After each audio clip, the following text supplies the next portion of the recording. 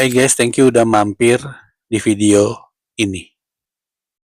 Kali ini aku akan bahas kasus ini yang pernah terjadi di Boyolali. Kasus naas yang menimpa seorang wanita yang bekerja sebagai kasir di toko bangunan yang ada di sana. Yang semua terjadi karena hutang 350.000 yang dilakukan pelaku ini yang padahal sebagai rekan kerjanya juga. Semua terjadi pada malam itu yang benar-benar naas banget. Sedikit salah melangkah aja bisa mengubah keadaan menjadi kemalangan. Makanya kasus ini bagus banget untuk kita bahas sama-sama supaya kedepannya bisa lebih hati-hati lagi dalam melangkah. Oke lah, kayak gimana kisah dan kasusnya, mari langsung kita bahas.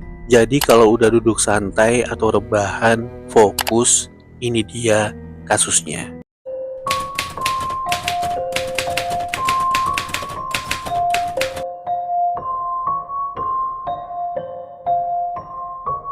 Eka Rahma Aprilianti Ifada atau yang biasa dikenal Eka yang tinggal di desa Ngadigunung, Kecamatan Windusari, Kabupaten Magelang, Jawa Tengah. Tempat di mana dia tinggal dengan orang tua juga kedua adiknya. Sejak kecil Eka mudah bergaul dengan mempunyai banyak teman karena Eka juga seorang anak yang pendiam dan santun. Lalu di tahun 2012 setelah lulus SMA, Eka melanjutkan pendidikannya dengan kuliah di jurusan studi informatika di Universitas Sains Al-Quran di Wonosobo. Lalu 4 tahun setelah di tahun 2016, Eka pun berhasil menyelesaikan kuliahnya di sana. Setelah lulus kuliah, Eka pun mulai mencari pekerjaan agar bisa memulai kesibukan barunya. Namun di tengah kesulitan mencari kerjaan, jadinya Eka pun sempat menganggur kurang lebih 1 tahun setelah lulus kuliah. Tapi setelah 1 tahun berlalu, yang udah di tahun 2017, di bulan Juli, Eka pun akhirnya diterima bekerja sebagai kasir di toko bangunan yang ada di Boyolali. Yang kurang lebih menempuh perjalanan 1-2 jam dari rumah ke lokasi kerja.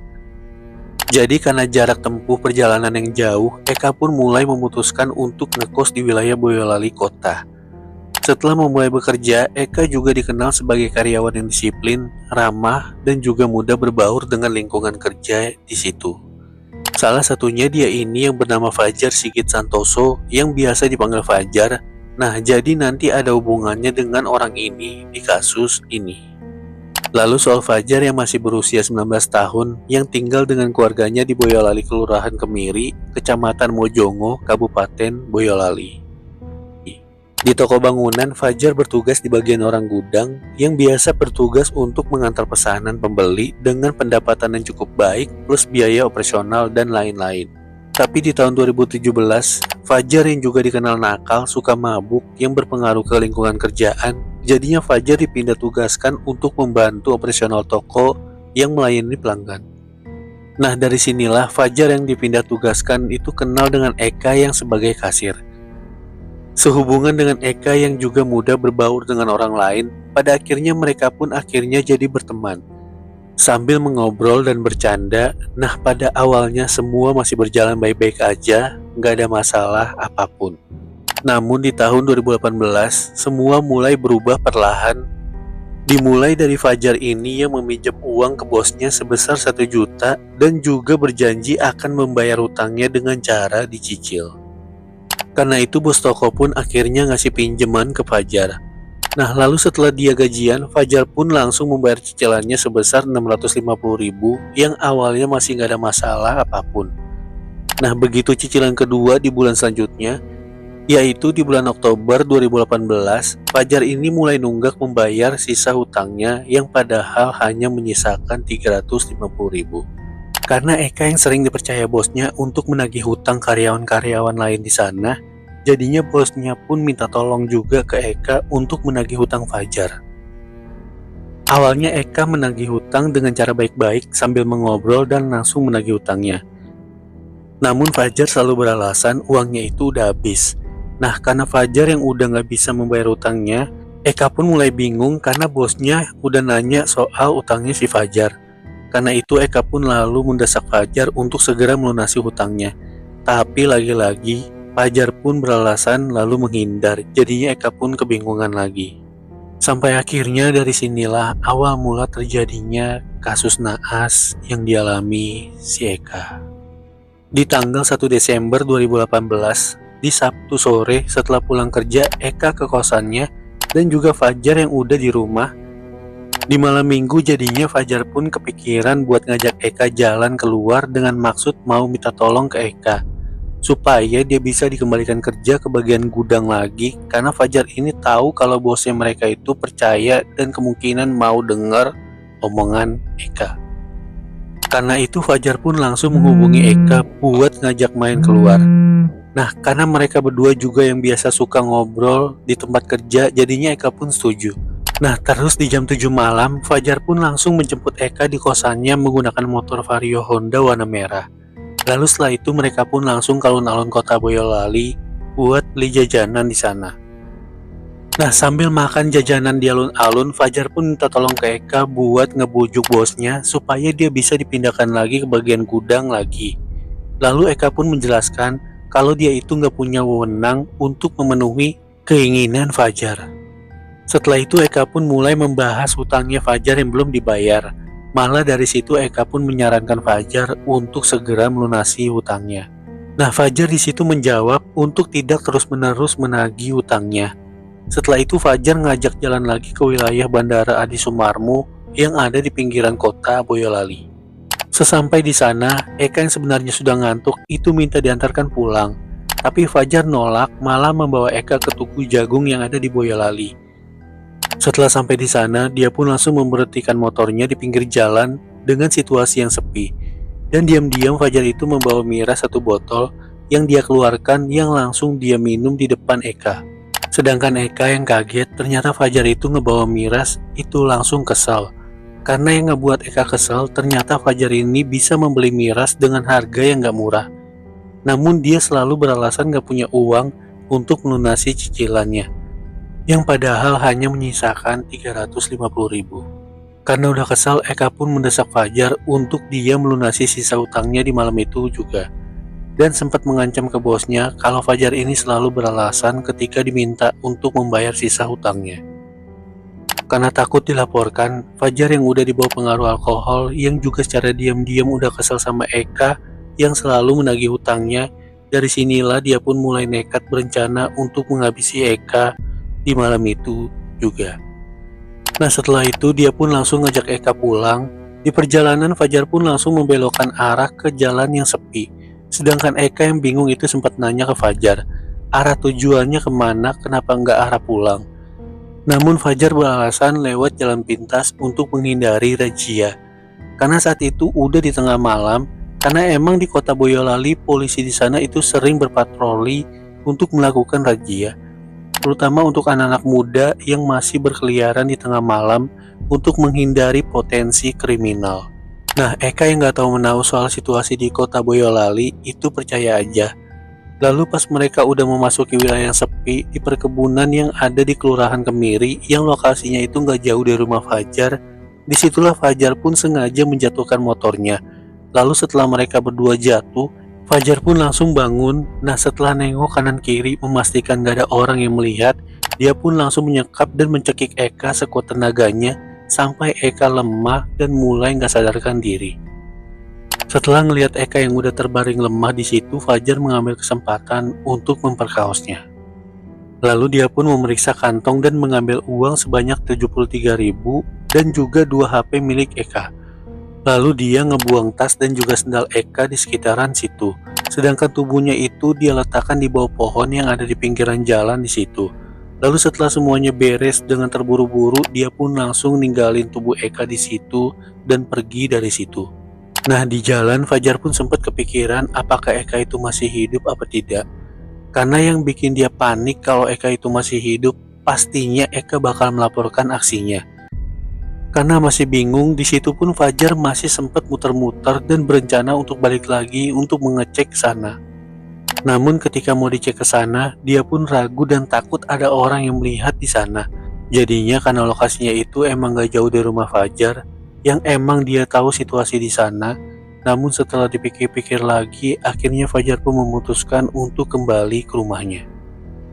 Nah, masih di hari yang sama, di pagi hari yang udah di jam setengah 6 pagi, ada seorang petani yang bernama Sunardi yang merupakan warga Duku Banjarsari, Kelurahan Kemiri. Sunardi yang pergi ke ladang tanamannya itu kaget ketika melihat ada seorang wanita yang masih memakai helm warna merah yang duduk bersandar di bawah pohon di sekitaran situ. Jadinya di situ dia pun cuma lewat aja karena takut kalau menyentuh.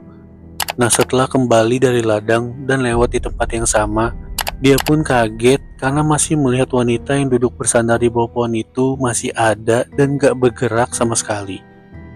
Setelah dipastikan dari dekat, barulah Pak Sunardi mulai curiga dan mulai memanggil warga yang ada di sana untuk memastikan sama-sama. Nah, setelah sudah sama-sama berkumpul, barulah mereka mengecek di situ. Dan mereka pun kaget karena wanita itu sudah gak bernafas lagi dengan kondisi tubuhnya yang sudah memucat. Karena itu situasi di sana pun mulai heboh dan warga di sana pun langsung melaporkan temuan ini ke pihak kepolisian di Polsek Mojosobo. Gak lama kemudian, pihak kepolisian dari Polsek dan juga Polres Boyolali itu langsung mendatangi lokasi kejadian dan langsung melakukan olah TKP. Yang pasti kabar temuan ini pun ngebuat di sana pada heboh dengan banyak warga yang menyaksikan temuan ini.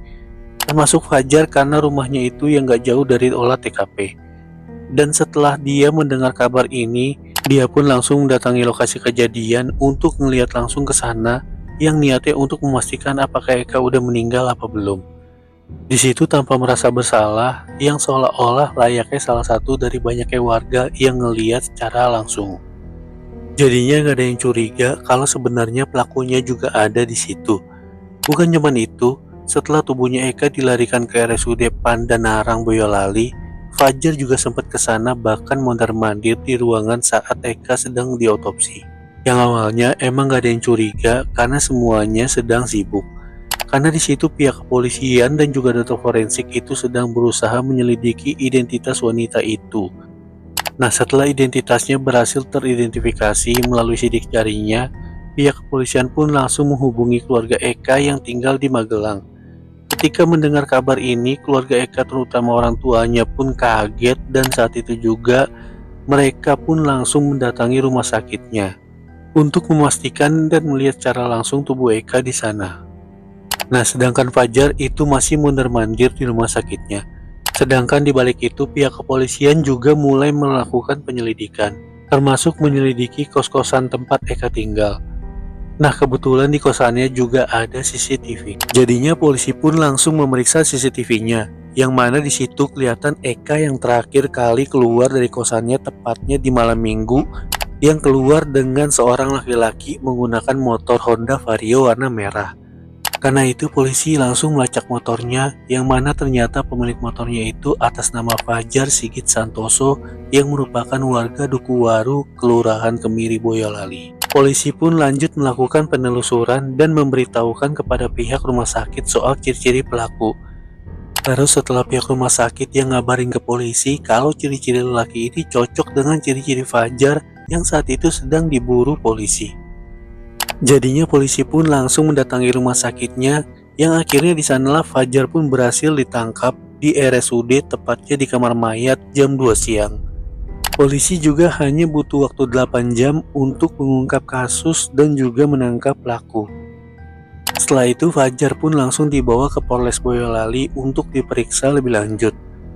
Nah, di sana setelah polisi nunjukin bukti rekaman CCTV, Fajar yang udah gak berkutik pun akhirnya langsung mengakui dan menceritakan semuanya. Dia tega melakukan itu semua karena kesal sama Eka yang terus-menerus menagih hutangnya sebesar 350.000. Karena ini setelah terungkap pelakunya, pastinya ngebuat semua heran karena ternyata pelakunya ada saat polisi melakukan olah TKP, bahkan sampai ke rumah sakit. Termasuk keluarga Eka yang juga kaget ternyata Fajar ini yang sebelumnya emang sempat ketemu mereka di rumah sakit yang ternyata dialah pelakunya. Terus karena kasus ini udah terungkap, akhirnya pihak keluarga pun ngebawa pulang tubuh Eka ke kampung halamannya di Dusun Ngadigundung yang ada di Magelang. Yang akhirnya Eka pun dimakamkan di salah satu TPU yang ada di sana.